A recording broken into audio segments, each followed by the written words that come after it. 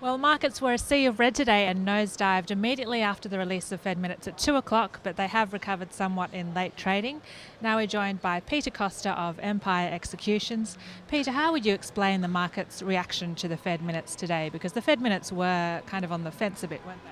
Well, I think you're always expecting to see something a little more significant from the Fed, and you never get it. And I think that was the reaction was, give us something more to bite into.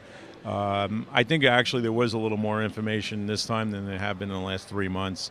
It's still iffy about what they're really going to do and how much they're going to how much tapering we're going to see and how fast it's going to be done. But I think having a little bit of a direction, it probably helped the market because we were down over 100 and now we came back only down 40 some odd points.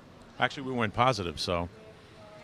We have been moving sideways for the past few days now. Are we well overdue for a correction? Yes, we definitely overdue for a correction. As a matter of fact, I want one very badly because I think that if we get a 5 to 8% move on the downside, which we're about halfway there, it'll give people an opportunity to rethink their investments for the next 2 months or 4 months.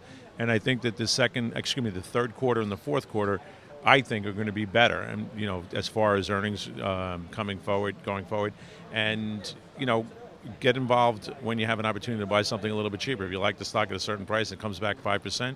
It's cheaper. Does that mean that you're buying it on the dips when we see them? Yes, absolutely, yes.